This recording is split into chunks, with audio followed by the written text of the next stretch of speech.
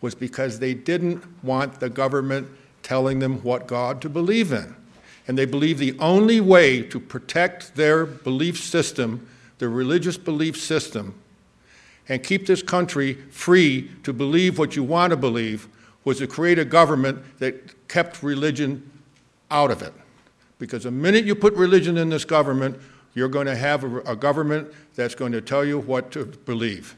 And that's why the founders were deists. They wanted to protect their right to believe what they believed or not believe.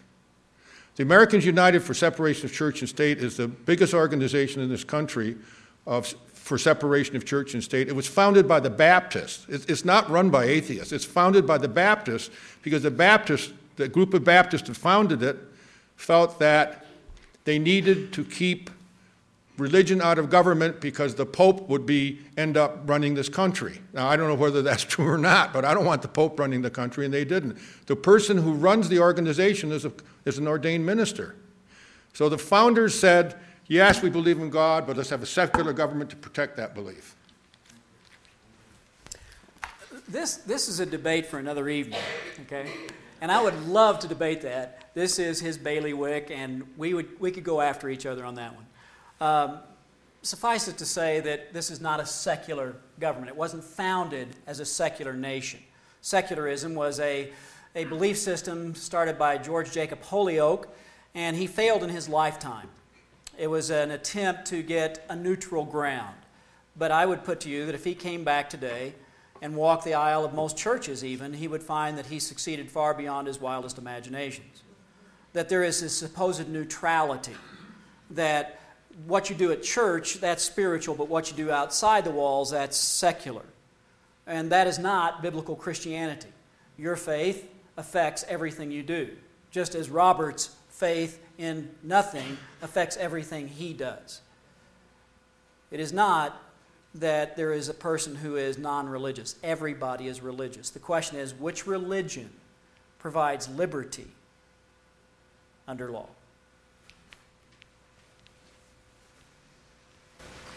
Okay, this for Bill Jack. Isn't teaching only evolution in school, imposing only one belief system on our children, and forcing them to believe it, isn't this as bad as what the Islamists do? So is government imposing a humanist religion, sort of religion after all?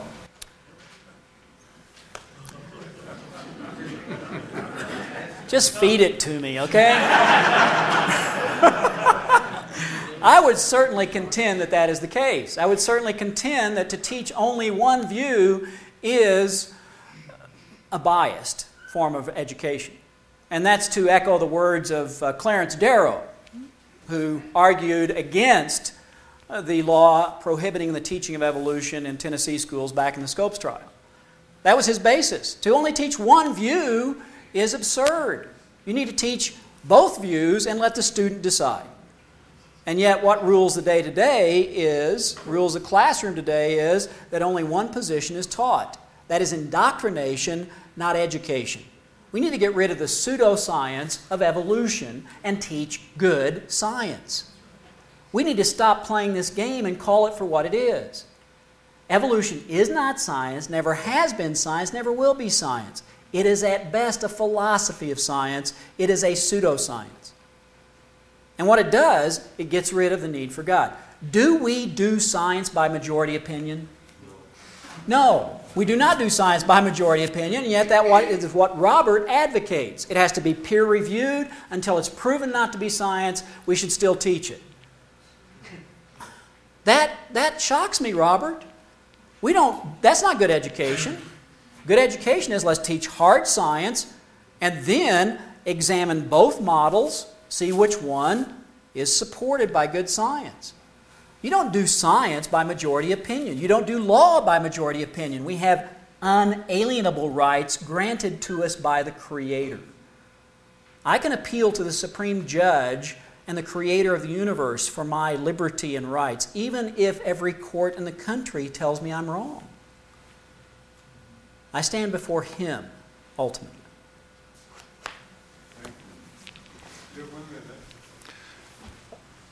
I'm not suggesting that science be done by majority opinion. I'm suggesting that science is done by consensus. And if there's a consensus that something is a valid scientific theory, I'm inclined to believe it. It may not be, but if there's a consensus that there is, then I'm inclined to believe it. That's what scientists. I'm a lawyer. I'm not a scientist.